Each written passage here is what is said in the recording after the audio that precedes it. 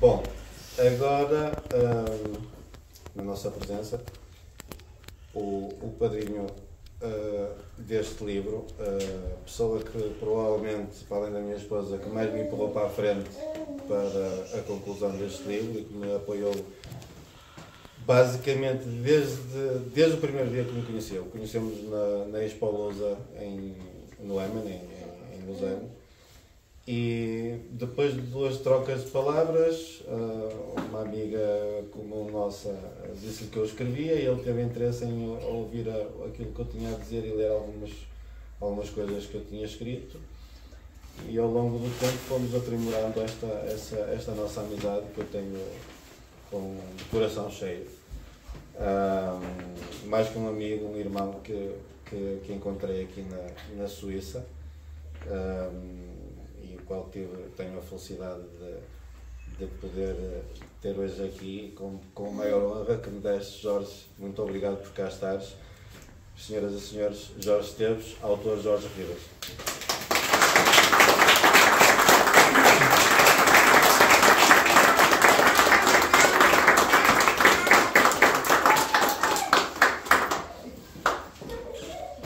Pois muito bem. As coisas estão-se a tornar fáceis para mim, muito fáceis mesmo, porque a Quitéria fez uma introdução muito conseguida, quase me tirou as palavras sem saber o que eu ia dizer, se bem que eu não tenho muito a dizer, mas de facto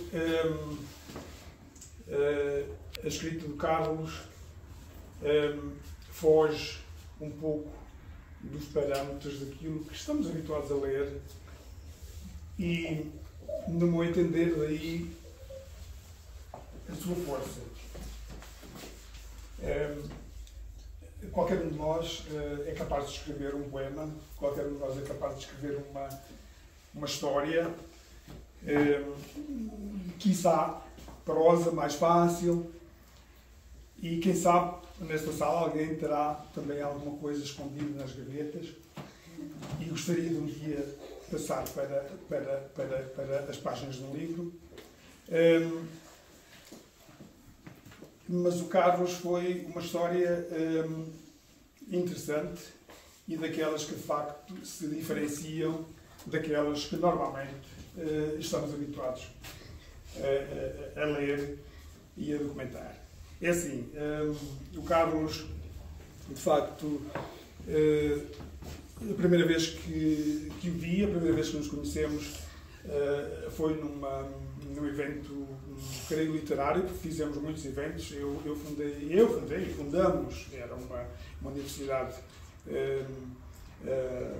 trilinguista, espanhol, italiano, portuguesa, em Lausanne. Se algum dia ouviram falar da Universidade,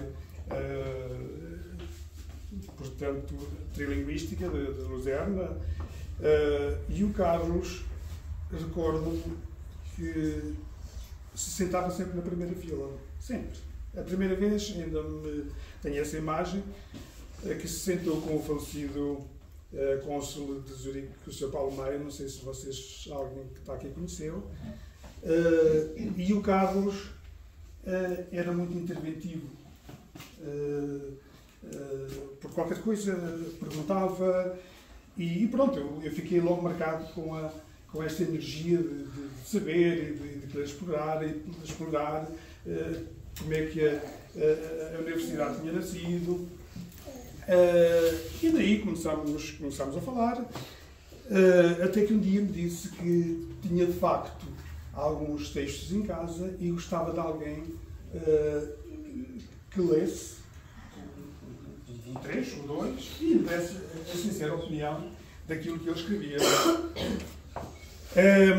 Eu garanto-vos que li 2 textos, um poema e um texto, e fiquei, portanto,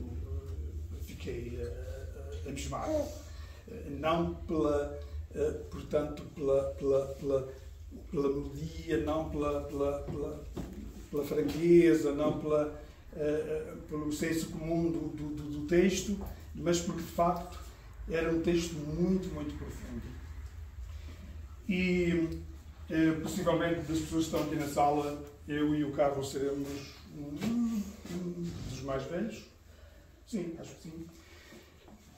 E ele disse-me, por acaso, que se inspirou muito numa personagem internacional dos anos 70.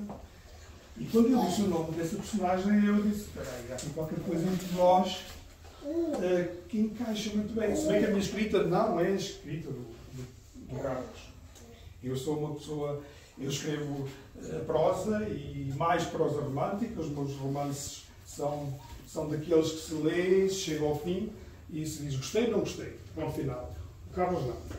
O Carlos começa no 8, depois vai lá em cima ao 80, depois volta lá mais outra vez ao 8, depois é um desassossego no que escreve impressionante. E daí tornar a escrita dele muito, muito, muito interessante. Portanto, não se esperem de maneira nenhuma de comprar o livro e embalar na escrita do Carlos, porque não vão embalar. Porque são textos muito, muito profundos. Ora, esse senhor chama-se, não é do vosso cidade do vosso tempo, mas eu vivi muito, eu ouvi programas de rádio, só via rádios, quando eu tenho 62 anos, portanto, por isso eu me atrever a dizer que se calhar sou dos mais velhos. E havia um rádio que se chamava Rock and Spock, nos anos 70, da rádio comercial, e nesse espaço, esse poeta-cantor passava umas 3 ou 4 vezes, que era Jim Morrison. Não sei se vos diz alguma coisa, Jim Morrison, se não disser, vão pesquisar.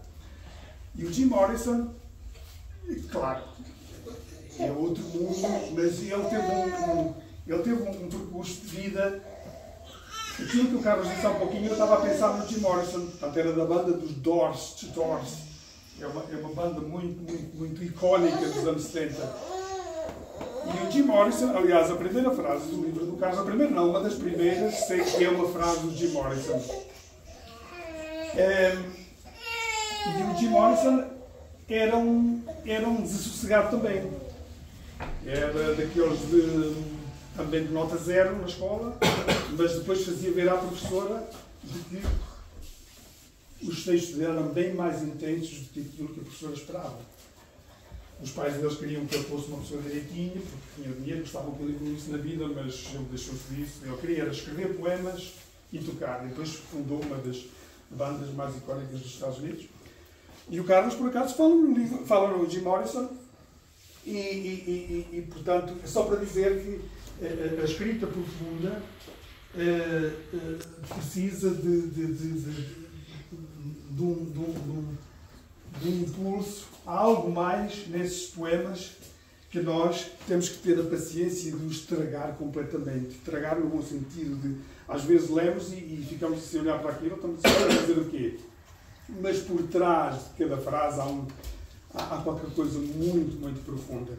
Portanto, ele disse que eu sou o padrinho só porque eu lhe disse, cara, mete mãos à obra, edita os teus poemas, edita os teus pensamentos, porque isso não pode ficar na gaveta.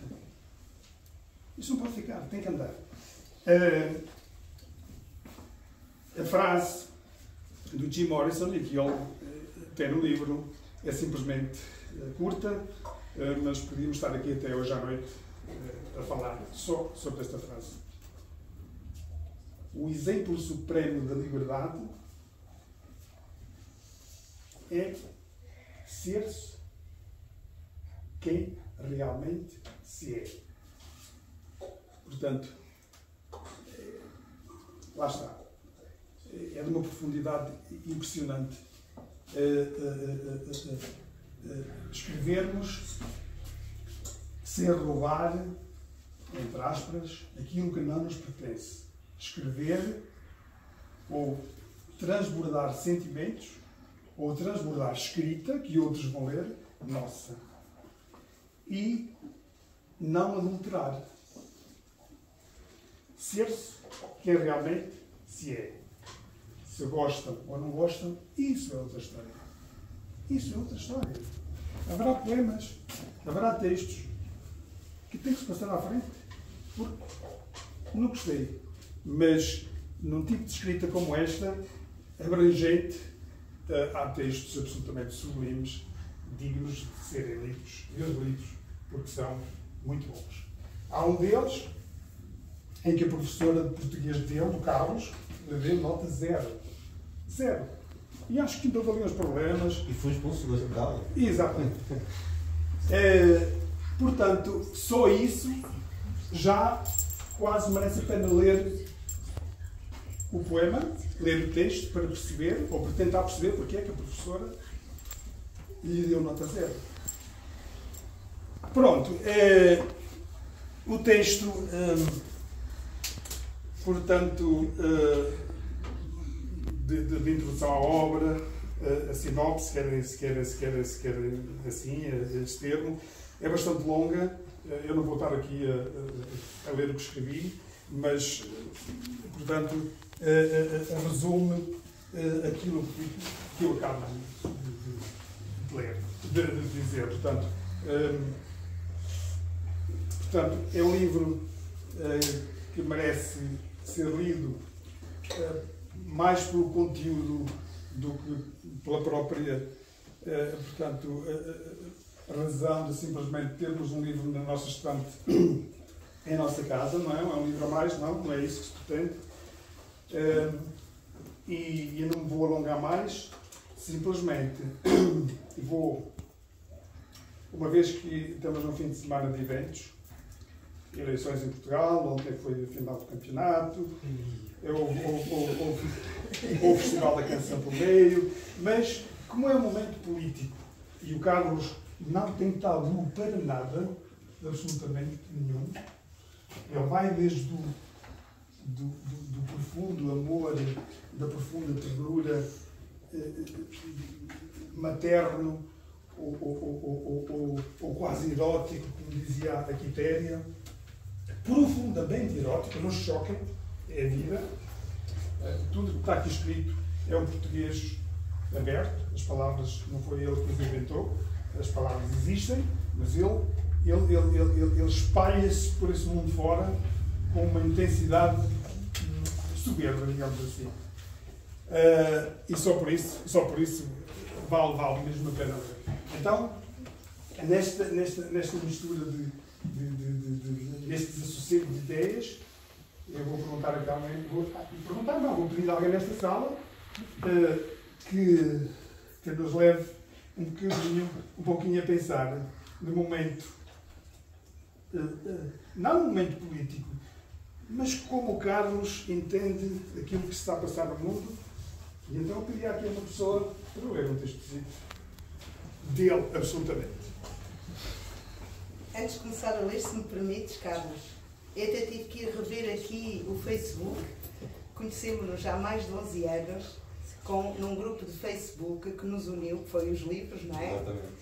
E que dizia assim a introdução do grupo. Porque os livros têm voz, a voz de quem os escreve e de quem os lê. As ideias, pensamentos e sentimentos de quem os cria tornam-se em viagens emocionantes para os exploradores de palavras. É isto que eu vou ler, que são as tuas palavras, e estou super curiosa. Eu já dei uma vista de olhos. Obrigada, Carlos. Obrigado. Então, o tema é: os cães que passam e não me mordem. Não se salva um. Espúrios democratas, falsos socialistas, populares republicanos ou comunistas, até os verdes me cegam as vistas, mas infelizmente soube que o mal não está num só lugar. Mas esses sentimentos, esses pensamentos estão abertos ao mundo, encarcerados na minha mente, e não há gente suficiente, seja ser vivido ou inanimado, seja douto ou obtuso, para arrancar a sapiência que vai na minha alma. Moral e ética não são iguais. Moral define. Ética constrói-se em sociedade. E não é pelo cateto da hipotenusa. Princípios todos têm, como a azeitona tem caroço. Como cada um de nós nasce com um só pescoço. Os covardes são como cães que ladram ao passar da caravana. Latrocinadores podem levar-me tudo, mas nunca levarão o meu pensamento e muito menos conseguirão levar-me o sentimento.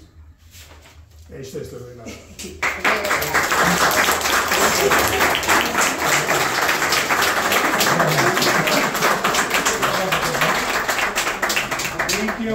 Daí que eu tenho que aceitar a palavra padrinho porque ter um filhado neste Zé Obra. Quer dizer, vocês agora ouvimos o poema e já nos soou assim, a coisas que às vezes a gente nem pensa, mas é assim. Mas depois, quando lerem em casa, parem no fim de uma estrofe. Parem um pouquinho. E imaginem o que é que passou na cabeça deste homem e o que está a passar. Portanto, para não estarmos aqui até à noite, eu diria para se ler outro texto também de alguém que está aqui, que eu não sei quem é, mas acho que é o texto. Lá está, foi o que eu disse antes. É 80. Amor, ternura, romance e depois a revolta pura. A revolta social, a revolta política.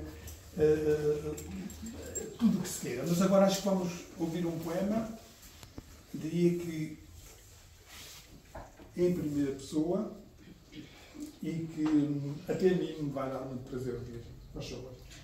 Bom, um dia o Carlos no Facebook fez-me uma serenata e eu hoje vou-lhe fazer uma declaração, faz de conta que eu sou a Rapunzel e ele é o meu príncipe e eu vou fazer uma declaração daqui para ali.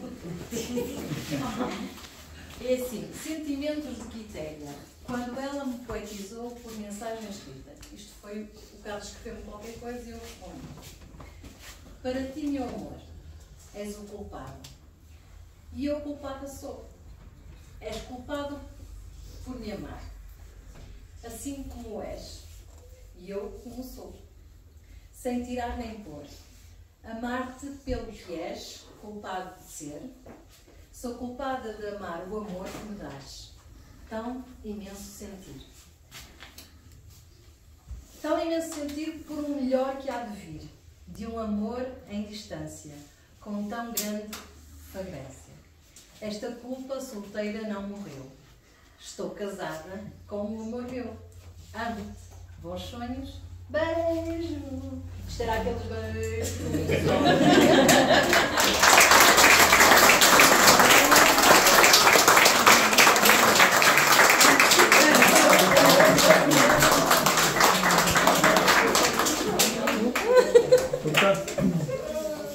Portanto, lá está.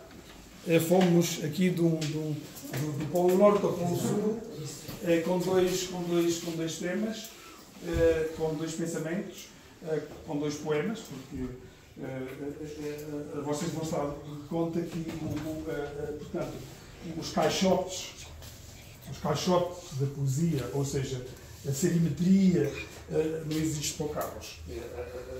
Portanto, os poemas dele, ele não se interessa da metria do verso, e ele preocupa-se mais com o que quer transmitir.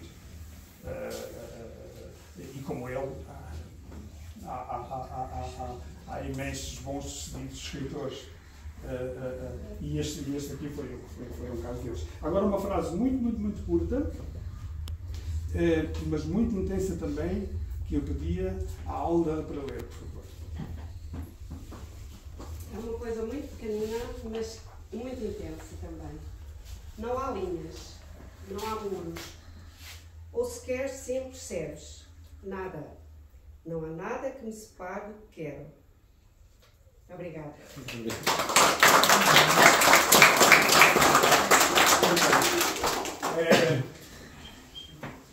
Quando o Carlos começou a escrever, ele nunca sequer admitiu que isso um dia ficasse só para ele. Ele pensa que sim, ele disse há pouco que era assim, mas não. No subconsciente dele, ele teve sempre essa vontade de um dia poder ir à gaveta buscar todos esses poemas, esses textos e materializá-los. E ele não precisou de mim para lhe dar esse empurrão, mas ele precisou de um momento. E daí não há nada que o possa engaiolar, não há nada que o possa parar. Não há uma simples CEP que possa parar o sonho do Carlos, que não é nada do outro mundo, mas é uma coisa tão grande, isto de poder escrever e deixar um documento. Isto é um documento íntimo da nossa alma, daquilo que queremos comunicar. Não é assim? Então, sem parar, vamos outra vez para um poema agora melódico. E esse aí, sim, esse aí toca a cada um de nós que está aqui nesta sala. É um poema lindíssimo e que o Carlos escreve de uma maneira muito, muito, muito tocante e muito bem conseguida. Portanto, eu pedia Helena para ler, por favor. Antes de mais, sinto muito orgulhosa de estar aqui a ler um poema que realmente leva a uma catadupa imensa de emoções. Vou passar então a ler o poema do Carlos. Para a minha mãe Maria. Amor que não se apaga, não se paga, vive-se. Sinto-me como perdido sem ela, sem aquele bater de coração e que aumenta o meu. Eu olho, procuro em todo o lado, mas não consigo encontrar-te, senão em meu coração. E eu continuo olhando, desesperando, continuo esperando, mas a morte tirou-nos o que a vida nos uniu e o inverno pairou diante de mim. Pudesse eu estar onde tu estás, que por um segundo me trouxesse conforto. Pudesse eu estar onde tu estás e me desse o aconchego do teu colo. Pudesse eu estar onde tu estás e ouvir o teu coração, no meu ouvido gritando, à minha alma gritando. Pudesse eu estar onde tu estás, mãe, mas não posso. Por isso, estou a construir a felicidade, aquela que querias para mim, que querias para todos nós. Estamos todos aqui, com saudades de ti, sempre lembrando o teu carinho, teus olhos meigos, teu abraço amigo. Pudesse eu estar onde tu estás. Obrigada.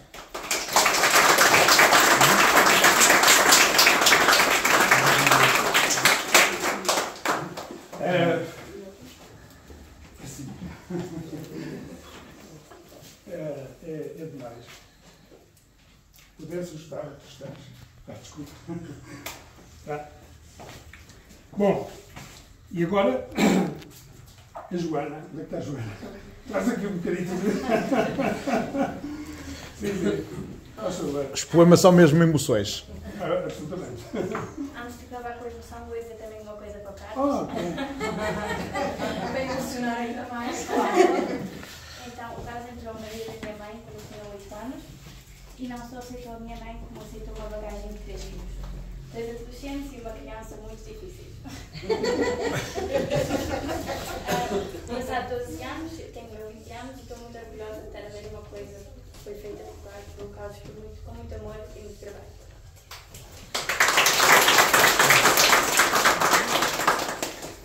Leia-me quando caia. Poetizo filosofando, perdido no pensamento, sonhando na realidade, com os pés assentos em nuvens plácidas, como generais de algodão, macias, maciças de raios e chuviscos, de suaves brisas e tufões, caminhantes pensamentos profundos. Sedentos de palavras caras, perco-me em dicionários, leio-me quando calha, em livros erudidos antigos. Romances perdidos, autores desconhecidos, palavras saem simples. Não sei falar de outra maneira, não sei escrever de outra maneira. Só sei pensar, sentir e escrever. Um dia no papel, um dia apenas no pensamento, talvez um halo esquizofrénico, juntando letras com ideias. Enquanto o mundo gira, eu giro em contramão. Sou um preso livre.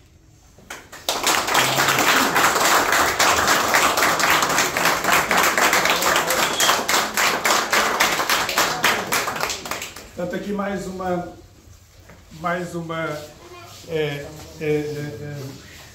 a prova da maneira como o Carlos escreve, a prova de que ele vai buscar a inspiração, ou seja, ele vai beber em fontes que nós não estamos acostumados a ir. Nós, porventura, escolhemos assim umas literaturas, eu digo nós, a sociedade em geral, uma literatura mais simples, mas que nos faça passar o tempo. Esta literatura é bastante profunda. Tanto que ele refere isso na obra, é que uma criança jovem, fugia para a biblioteca e imagine-se o que é que o Carlos ia ler. Além dos poemas de Jim Morrison, ele ia com, acho que 13, 14 anos, não é? 10. Ou 10 anos, Shakespeare. O que é isso? O que é Shakespeare? Aquilo não se percebe nada, entre aspas, mas é terrível. É uma literatura, uma poesia que é preciso jantar ali a medir cada palavra para ver o que é que sai dali. E o Carlos lia Shakespeare, não é? Quer dizer, há qualquer coisa no Carlos que, porventura, eu que também gosto de escrever muito e gosto muito de ler, mas por comodidade procuro literatura mais suave. Mas admiro profundamente a literatura do Carlos. E já agora... Temos aqui um problema. Temos, mas grande. É que o poema que está com a Catarina é igual ao poema que a professora de português leu. Ótimo. Mas há aqui... Uma interpretação. Sim. Quer ver outro poema? Não, estou bem, obrigada. Continuem. Não gosto de ouvir, não gosto de falar. Mas queres dizer alguma coisa? Ela quer dizer alguma coisa. A única coisa que eu tenho que dizer é que eu tenho muito orgulho no percurso do Carlos, sei que o Carlos lutou muito para estar onde está e o livro é algo muito importante na vida do Carlos, é como se fosse um filho. E acho muito bem, a idade não importa hoje em dia, acho que as pessoas nunca devem ter medo de alcançar os seus objetivos, os seus sonhos, e o Carlos só de parabéns por nunca ter desistido do sonho dele. Por isso, parabéns e dou-te os meus parabéns e pronto.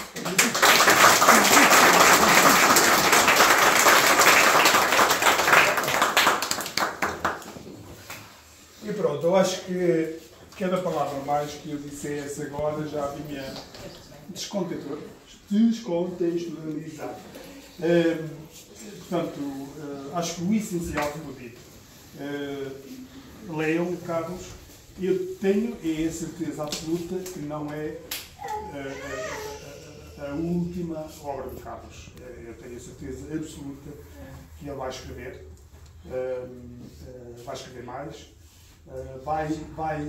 mais. Além dos textos que ele tem, dos poemas que ele tem, ele vai escrever muito mais, porque o que ele viveu este ano aportou-lhe uma riqueza enorme no campo literário, no campo de sentimento, e isso ele aproveita tudo. Portanto, só tenho mais uma coisa a fazer e a minha intervenção acabou mesmo. É um abraço aqui que me deve ser ao Carlos e o resto...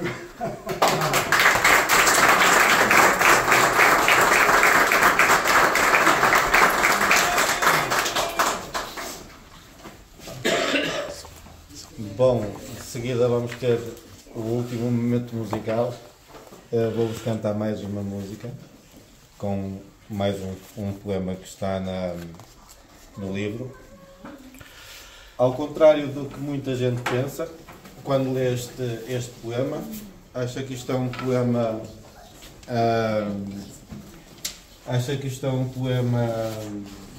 sobre amor, que é sobre paixão, mas na realidade este poema é uma revolta crítica à sociedade em geral, mas aquilo era um momento. Isto foi escrito para em 96 ou 97, assim uma coisa qualquer. Mas este poema de amor não tem nada, sobre amor não tem nada, tem na realidade como uma espécie de revolta daquele momento que eu estava a passar, daquilo que eu via em minha volta. Não era propriamente uma coisa comigo, mas sim o que eu via à minha volta. Eu baseio-me muitas vezes naquilo que está à minha volta e não naquilo que eu estou a passar. Esta música chama-se Desculpas. Se me permites, antes dessa desculpa, Sim. no olhar. Tu, eu, olho no olho, dirás todas as palavras, ou serão como folhas ao vento. Vem junto de mim, frente a frente, teu olhar não mais me enganará. Fala. Todas as verdades serão sempre como mentiras. Eu sei o que sou. Não acredito no que dizes que pensas, mas acredito em teu olhar. Venho junto até ti, frente a frente, olho a olho, cara a cara. E sem uma única palavra, diz o que sentes. Beijar. O que é que tu sentes? Diz-me aqui, para mim agora, perante estas pessoas todas que estão aqui no teu lançamento do livro, perante a Repórter X. O que é que tu sentes neste momento caloroso, com os teus amigos, com a tua família, com o teu menino, mais pequenino, não é? Diz-me de tua justiça, o que é que tu sentes? Como falámos antes, quando falei consigo há pouco antes, o que eu sinto é exatamente aquilo que toda a gente procura, mas nunca vai achar, que é exatamente felicidade. As pessoas passam a vida à procura de felicidade, esquecem-se, como eu já tinha dito antes, esquecem-se que felicidade não é um lugar para se procurar. Se eu controlo quase tudo na minha vida, eu não controlo tudo, ninguém controla tudo. Se eu controlo quase tudo na minha vida, como dizia um professor, eu tenho que ser o sócio maioritário da minha vida. E depois existe aquela parte que é aquilo que uns chamam-lhe acaso, outros chamam-lhe Deus, outros chamam-lhe o que quiserem. E a felicidade é isso mesmo. É estar onde estou e não querer sair dali. Eu não quero que este evento acabe. Eu não quero que estes sorrisos acabem, este bem-estar que as pessoas estão, que acabe. E é exatamente quando não quero que esse momento acabe que eu estou a ser feliz. E não noutro sítio qualquer, nem noutro momento qualquer. Porque nós estamos sempre num momento presente. O passado não existe, já foi, o futuro ainda não veio, portanto não existe. Nós vivemos sempre a vida no momento presente. Parece uma frase clichê, ok, tudo bem, eu sei. Mas não há outra coisa. É o que é. É o aqui e o agora, como todos estão fartos, cheios de ouvir, especialmente através do, agora que está na nova moda, o coaching, não é? Portanto, o que eu sinto é felicidade. O que eu sinto é que é um momento que eu não quero que acabe muito, não quero que acabe nunca. Vai passar, provavelmente. Mas a vida é mesmo assim, é feita de momentos e eu quero é só este momento agora aqui que me deixa de coração cheio com a presença de vocês todos. Carlos, vamos todos ser felizes. Uma salva de palmas.